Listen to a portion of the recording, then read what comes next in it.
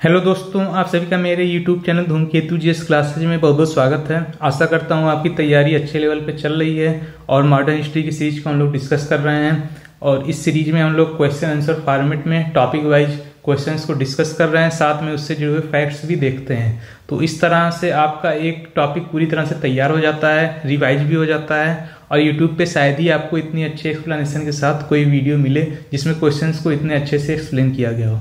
तो इसी सीरीज को आगे बढ़ाते हुए आज हम लोग चैप्टर 7 को डिस्कस करेंगे, जो कि है हमारा सामाजिक और धार्मिक सुधार आंदोलन। तो आइए स्टार्ट करते हैं पहले क्वेश्चन से। पहला क्वेश्चन है हमारा आज का, जो कि बीपीएससी प्री में आया हुआ है। थोड़ा कॉन्सेप्चुअल क्वेश्चन है, क्योंकि इस तरह के क्वेश्चन यूपी पीसीएस में भी पूछे जाते हैं। तो ये क्वेश्चन ध्यान से देखिएगा।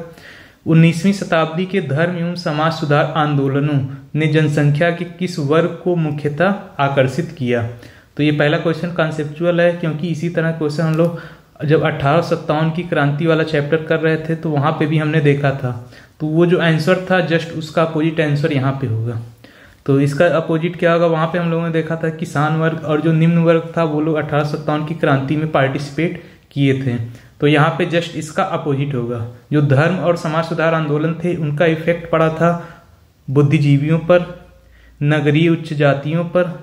अब निर्धन सर्वसाधारण वर्ग, इस पे कोई असर नहीं पड़ा था। और जो ऑप्शन 4 है उदार रजवाड़े, ये भी सही है। तो 1, 2 और 4 ये सही है, यानी कि ऑप्शन डी आपका करेक्ट हो जाएगा। तो चलिए अगले क्वेश्चन में चलते हैं। अगला क्वेश्चन है, भारतीय पुनर्जागरण आंदोलन के पिता कौन थे? ये क्वेश्चन काफी इंपॉर्टेंट है और बीपीएससी 2011 में पूछा गया है और आगामी सभी एग्जामों के लिए काफी इंपॉर्टेंट है।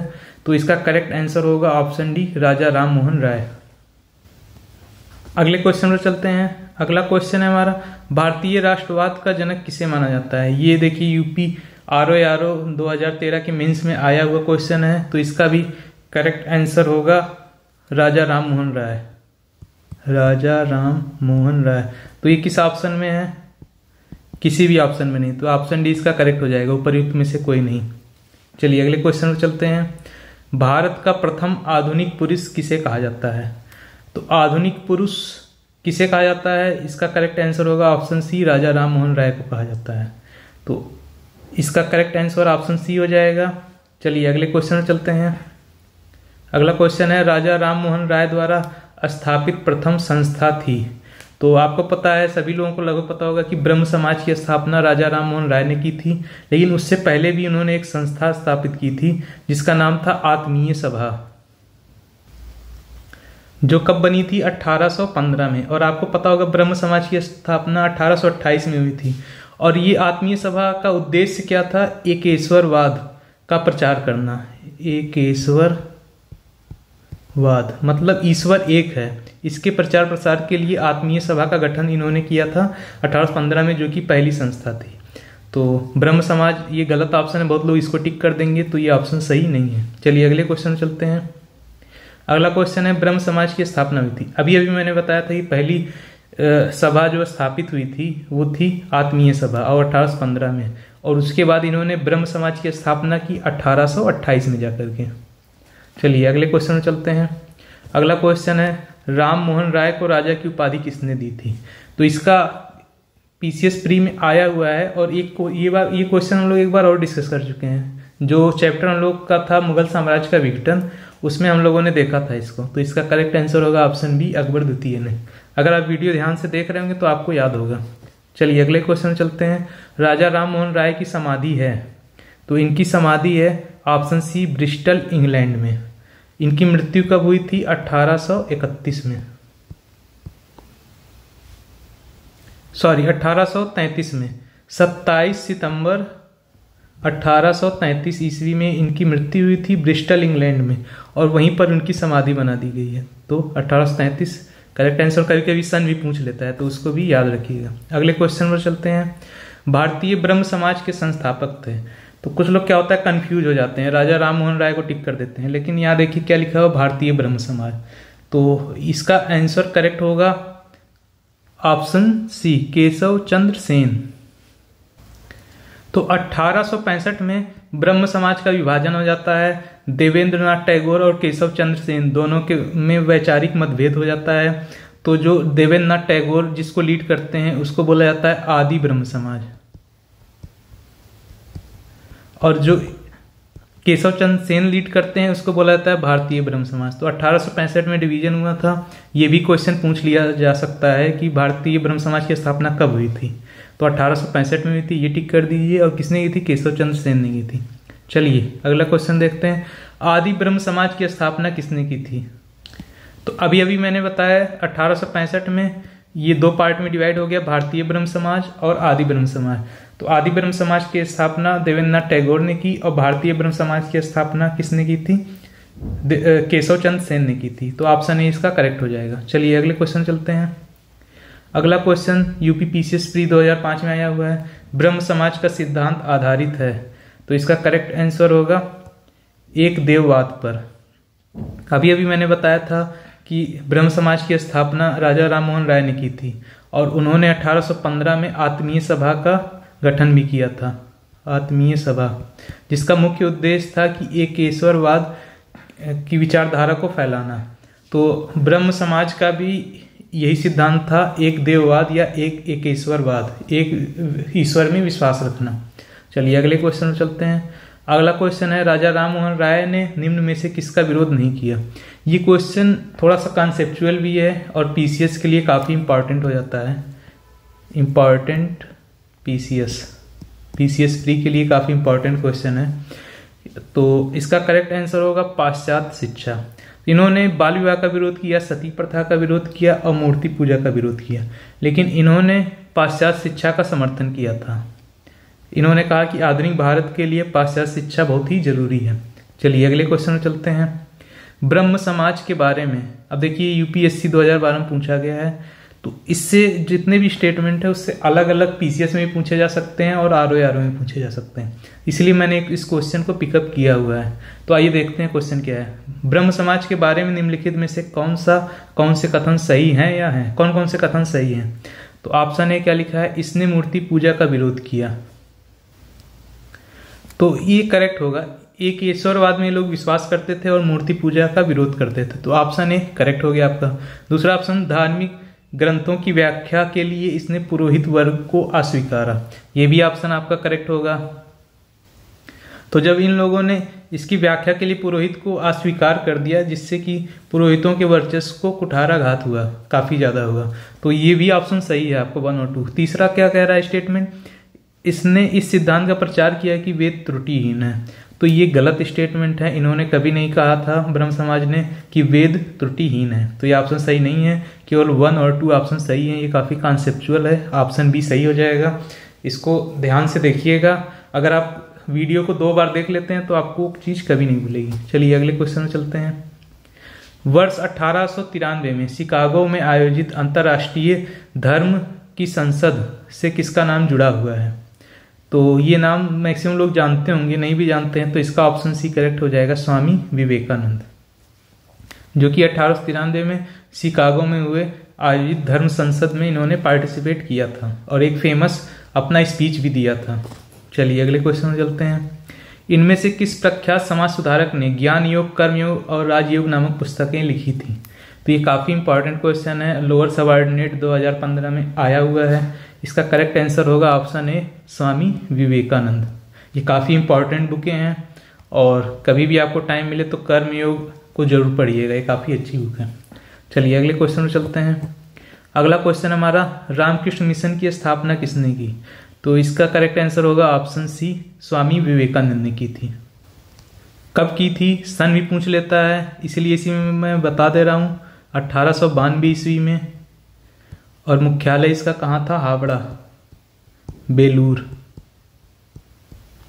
चलिए अगले क्वेश्चन में चलते हैं। दयानंद सरस्वती द्वारा स्थापित है, तो इसका करेक्ट आंसर होगा ऑप्शन बी, आर्य समाज इनके द्वारा स्थापित किया गया था। सन भी पूछ लेता है, तो लिख लीजिए अप्रैल 1875 में। और कहाँ पे? बम्बई में। ये फैक्ट याद रखिएगा, इसके साथ में इससे भी क्वेश्चन बन जाते हैं, इसीलिए मैंने इसको लिया हुआ है और ये काफ़ी इंपॉर्टेंट है। चलिए अगले क्वेश्चन में चलते हैं। वेदों की ओर चलो किसने कहा था? ये भी अपने आप में वनडे एग्जाम्स में पूछ ले जाते हैं, स्पेशली यूपी पुलिस यूपीएसआई की तैयारी करने वाले लोग इस तरह के स्टेटमेंट को याद रखें किसने क्या कहा था। तो इसका करेक्ट आंसर होगा ऑप्शन बी, दयानंद सरस्वती ने कहा था। चलिए अगले क्वेश्चन में चलते हैं। निम्न में से कौन भारत का मार्टिन लूथर कहलाता है? ये क्वेश्चन काफी इंपॉर्टेंट है क्योंकि आधुनिक भारत का जनक या प्रथम आधुनिक पुरुष ये राजा राम मोहन राय को टाइटल मिले हुए थे। तो जब भारत का मार्टिन लूथर पूछा जाता है तो ज़्यादातर लोग राजा राम मोहन राय को टिक कर देते हैं, लेकिन ये ऑप्शन गलत है। यह ज़्यादातर लोग स्वामी विवेकानंद को टिक कर देते हैं, लेकिन इसका करेक्ट आंसर क्या होगा? ऑप्शन है स्वामी दयानंद सरस्वती। इनको भारत का मार्टिन लूथर कहा जाता है। ये चीज़ एकदम ध्यान से याद रखिएगा।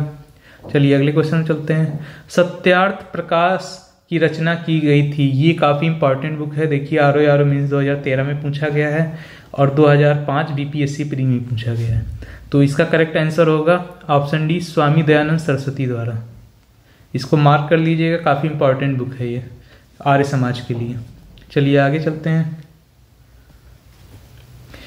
निम्नलिखित संगठनों में से किसने शुद्धि आंदोलन का समर्थन किया?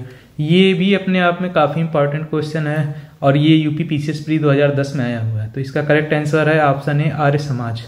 तो आर्य समाज ने कहा जितने भी कन्वर्टेड हिंदू लोग हैं उनको वापस से हिंदू धर्म में सम्मिलित करना, और उसके लिए शुद्धि आंदोलन इन्होंने चलाया हुआ था। तो शुद्धि आंदोलन किससे संबंधित है? आर्य समाज से संबंधित है। अगले क्वेश्चन में चलते हैं। निम्नलिखित में से किसने कहा था अच्छा शासन स्वशासन का स्थानापन्न नहीं है?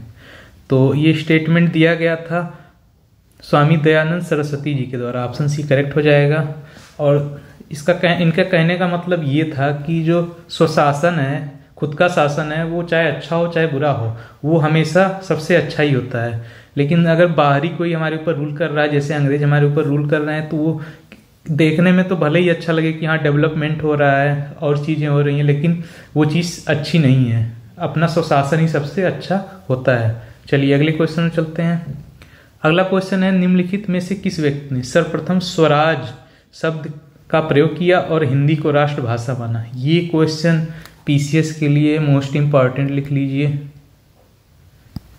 Very very important for PCS. तो बहुत लोग इससे कंफ्यूज हो जाते हैं कि स्वराज हमारा जन्मसिद्ध अधिकार है, हम इसे लेकर रहेंगे। स्टेटमेंट दिया गया था बाल गंगाधर तिलक के द्वारा। तो कुछ लोग इसी को तुक्का मार के बाल गंगाधर तिलक को टिक कर देते हैं, जबकि ये गलत आंसर है। सही आंसर है स्वामी दयानंद सरस्वती, ऑप्शन बी। इसको याद रखिएगा, काफी इंपॉर्टेंट क्वेश्चन है क्योंकि लोग कंफ्यूज यहाँ से होते हैं बाल गंगाधर तिलक से। चलिए अगले क्वेश्चन में चलते हैं। अगला क्वेश्चन, निम्नलिखित में से किसने महाराष्ट्र में प्रार्थना समाज की स्थापना की? ये भी इंपॉर्टेंट क्वेश्चन है। तो इसका करेक्ट आंसर होगा ऑप्शन ए, आत्माराम पांडुरंग ने की थी। तो 1867 में की थी। और किससे प्रेरणा इनको मिली थी? तो ये केशव चंद्र सेन से मोटिवेटेड थे। केशव चंद्र सेन, जिन्होंने ये भारतीय ब्रह्म समाज की स्थापना की थी। तो उन्हीं से प्रेरित थे आत्माराम पांडुरंग, जिन्होंने महाराष्ट्र में प्रार्थना समाज की स्थापना की 1867 ईस्वी में। चलिए अगले क्वेश्चन में चलते हैं। देव समाज का संस्थापक निम्न में से कौन था? तो इसका करेक्ट आंसर होगा शिव नारायण अग्निहोत्री। ये क्वेश्चन करके पूछ लिया जाता है, देव समाज की स्थापना किसने की थी? शिव नारायण अग्निहोत्री ने की थी। ऑप्शन सी इसका करेक्ट हो जाएगा।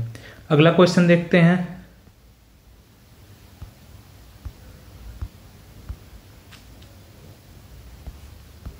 सत्यशोधक समाज की स्थापना किसने की थी? ये भी वेरी वेरी इंपॉर्टेंट क्वेश्चन है। इसका करेक्ट आंसर हो जाएगा ऑप्शन सी, ज्योतिबा फूले ने की थी, और 1873 ईस्वी में। ये ईयर भी पूछ लिया जाता है तो इसको ध्यान से याद रखिएगा। 1873 में सत्यशोधक समाज की स्थापना की गई थी। अगले क्वेश्चन में चलते हैं। गुलामगिरी का लेखक कौन था? तो इसका करेक्ट आंसर है ऑप्शन बी, ये यूपी पीसीएस 2000 में आया हुआ है और इसका करेक्ट आंसर ज्योतिबा फूले होंगे। ऑप्शन बी इसका करेक्ट है, गुलामगिरी। अगला क्वेश्चन, राधा स्वामी सत्संग व्यास, राधा स्वामी सत्संग के संस्थापक कौन थे? ये देखिए पीसीएस प्री 2000 में आया हुआ है। तो इसका करेक्ट आंसर होगा ऑप्शन बी, और ईयर भी पूछ लेता है 1861। कहाँ पे? आगरा में। आगरा में। ये चीज याद रखिएगा। अगले क्वेश्चन में चलते हैं। महाराष्ट्र के किस सुधारक को लोक हितवादी कहा जाता था? ये भी अपने आप में मोस्ट इंपॉर्टेंट क्वेश्चन है, लिख लीजिएगा। पीसीएस और आरओ के लिए, स्पेशली आरओ के लिए। तो इसका ऑप्शन सी करेक्ट होगा, पंडिता रमाबाई। सॉरी, ये ऑप्शन गलत है। इसका करेक्ट आंसर होगा ऑप्शन डी, गोपाल हरि देशमुख। इसको याद रखिएगा, गोपाल हरि देशमुख को लोक हितवादी कहा जाता है। ये टाइटल इनको दिया गया था, क्योंकि टाइटल से रिलेटेड काफी क्वेश्चन पूछे जाते हैं। ये गलत आंसर है, ऑप्शन डी आपका करेक्ट होगा। अगला question, the age of consent act किस वर्ष पारित हुआ?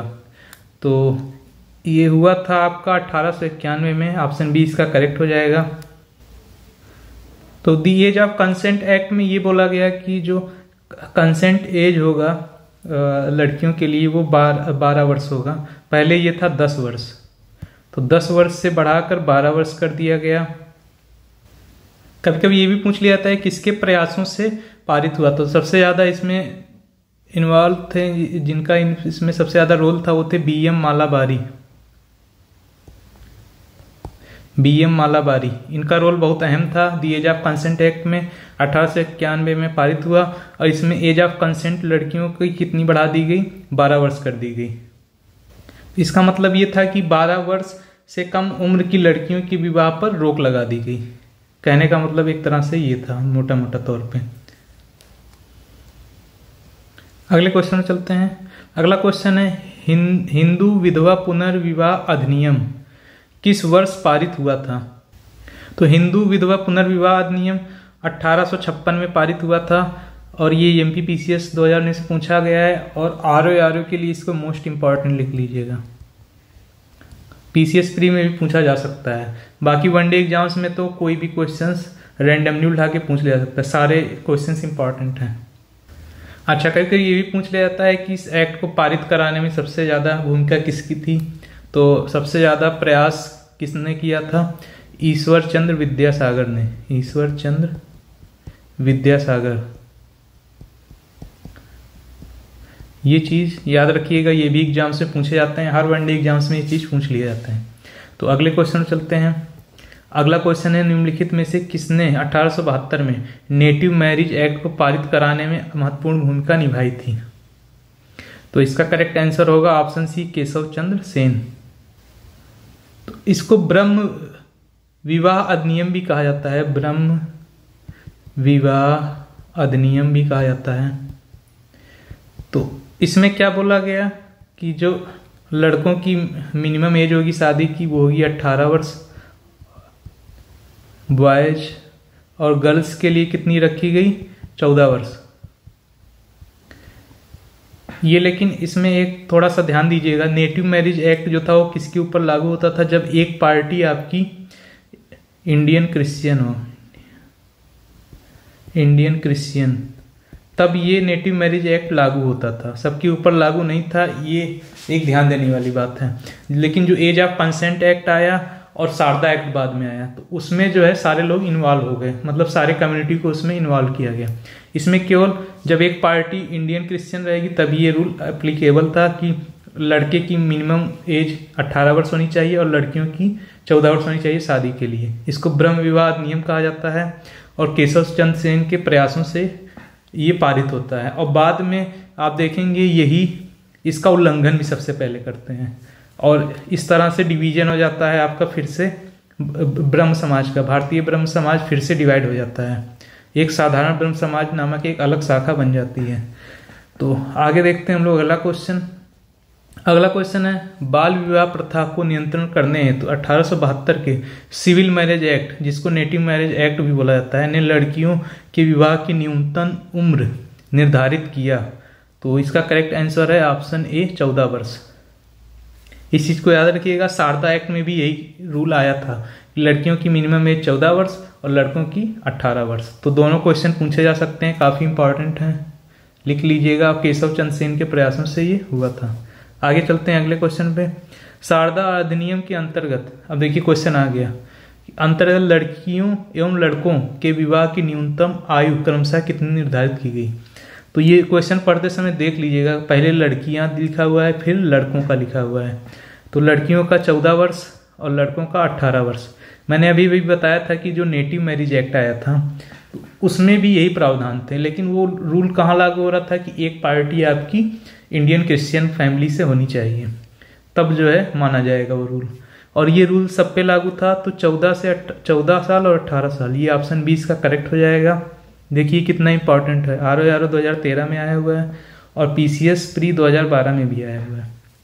तो इसको ध्यान से पढ़िए, क्वेश्चन करके आगे पीछे कर देगा तो ये इधर हो जाएगा, ये इधर हो जाएगा। तो इसमें गड़बड़ी मत करिएगा, ध्यान से पढ़ के किसका नाम पहले दिया है किसका बाद में, उसी हिसाब से टिक करिएगा ऑप्शन को। अगले क्वेश्चन में चलते हैं। अच्छा, ये अधिनियम आया कब था ये भी लिख लीजिए, 1929 में। और किसके प्रयासों से यह आया था? अजमेर के एक न्यायाधीश थे, अजमेर के निवासी और न्यायाधीश दोनों थे, हरविलास शारदा। इनके प्रयासों से आया था, हरविलास शारदा। इन्हीं के नाम पे इसको शारदा एक्ट कहा जाता है और 1929 में आया था, 1929 में। ईयर भी पूछ लिया जाता है कहीं कहीं। चलिए अगले क्वेश्चन में चलते हैं। थियोसॉफिकल सोसाइटी की स्थापना किसने की? तो बहुत लोग दिमाग में ये चल रहा होता है कि हाँ थियोसॉफिकल सोसाइटी जो थी वो एनी बेसेंट ने की थी, जबकि ये क्वेश्चन जो है ये आंसर गलत है। एनी बेसेंट ने नहीं किया था। इसका करेक्ट आंसर है ऑप्शन ए, मैडम HP ब्लातवस्की। तो ब्लातवस्की किस देश से रिलेटेड थी? रूस से रिलेटेड थी, रूस देश से थी। अच्छा, इनके साथ 2 लोग और थे जिनका अहम रोल था थियोसॉफिकल सोसाइटी बनाने में, और ये 1875 में न्यूयॉर्क में स्थापित किया गया था। कौन कौन लोग थे? एक तो ये हो गई मैडम HP ब्लातवस्की और दूसरा हो गया अमेरिकी अधिकारी एक थे कर्नल अलकॉट,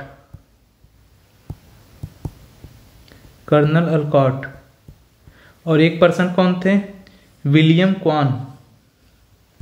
ये एक जज थे, विलियम क्वान। ये तीनों नाम याद रखिएगा, कभी तीनों पूछ लेगा, 3 लोगों का ऑप्शन देगा, ये ऑप्शन इसका करेक्ट हो जाएगा। एनी बेसेंट पे टिक मत मारिएगा। इंडिया में जो एक्टिव लीडर थी थियोसॉफिकल सोसाइटी की वो एनी बेसेंट ही थी, लेकिन स्थापना जो है इन तीनों लोगों ने की थी 1875 न्यूयॉर्क में। और 1882 में मद्रास में इसका ऑफिस खुला था, मद्रास के अडियार में। 1882 में इंडिया में मद्रास में आया था सबसे पहले। तो ये भी क्वेश्चन पूछ लिया जाता है। आगे चलते हैं अगले क्वेश्चन पे। अगला क्वेश्चन है, 9 बौद्धवाद के प्रतिपादक कौन थे? तो इसका करेक्ट आंसर होगा BR Ambedkar. Option C, Ambedkar ji ने की थी। चलिए अगले क्वेश्चन पे चलते हैं। दार उल उलूम की स्थापना किसने की थी? तो इसका ऑप्शन ए करेक्ट हो जाएगा, मौलाना शिबली नुमानी। मेन जो आइडिया था इन्हीं का ही था। और किस ईयर में हुआ था? 1898। ये भी पूछ लिया जाता है। कहाँ पर? लखनऊ में। ये इतनी चीजें याद रखिएगा, तीनों बातें, और ऑप्शन इसका करेक्ट हो जाएगा। अगले क्वेश्चन को देखते हैं। देवबंद आंदोलन UP, पहले उत्तर प्रदेश इसका फुल फॉर्म नहीं होता था, इसको बोलते थे यूनाइटेड प्रोविंस, संयुक्त प्रांत में किस वर्ष में आरंभ हुआ देवबंद आंदोलन? तो इसका करेक्ट आंसर हो जाएगा ऑप्शन डी, 1866 में। काफी इंपॉर्टेंट क्वेश्चन है, प्री 2016 में आया हुआ UP PCS में। तो RO में भी आ सकता है, PCS में भी आ सकता है, और वनडे एग्जाम में तो आ ही सकता है कोई भी क्वेश्चन। अगले क्वेश्चन चलते हैं। फरेजी आंदोलन की शुरुआत किसने की थी? ये BPSC 2018 में आया हुआ है प्री के एग्जाम में, तो काफी इंपॉर्टेंट क्वेश्चन है। तो इसका करेक्ट आंसर हो जाएगा ऑप्शन ए, हाजी शरीयतुल्लाह। ये याद रखिएगा, काफी इंपॉर्टेंट क्वेश्चन है RO और PCS के लिए। बाकी वनडे एग्जाम में तो पूछा जा ही सकता है, किसी भी वनडे एग्जाम में। तो इसी के साथ हमारा ये क्वेश्चन आंसर सीरीज खत्म होता है। साथ में एक तरह क्वेश्चन RO में और आता है, आपको पता है, उसका फेवरेट है। इधर दे देगा एक साइड में, मैच द फॉलोइंग, सूची 1 और सूची 2। तो इस तरह के क्वेश्चन भी आ सकते हैं। मैंने जो बताया हुआ है फैक्ट्स, अगर उसको आप रिवाइज किए रहेंगे तो क्वेश्चन गलत नहीं होगा। एक तरफ सभा का नाम दे देगा, एक तरफ उनके संस्थापक दे देगा, या ऐसा कर देगा कि ये सभा का नाम दे देगा और दूसरी तरफ स्थापना वर्ष दे देगा। तो इस तरह क्वेश्चंस RO के लिए फेवरेट हैं। तो इस तरह क्वेश्चन अगर मिले तो प्रैक्टिस कर लीजिएगा। बाकी अगर आप ये क्वेश्चन लगाए हुए हैं अच्छे से तो आपका कोई भी क्वेश्चन गलत नहीं होने पाएगा। तो अगर वीडियो अच्छी लगी हो तो लाइक कर दीजिएगा और दोस्तों के साथ शेयर कर दीजिएगा, और अगर आपका कोई सुझाव है वीडियो से रिलेटेड तो उसको जरूर कमेंट बॉक्स में डालिएगा। Thank you for watching.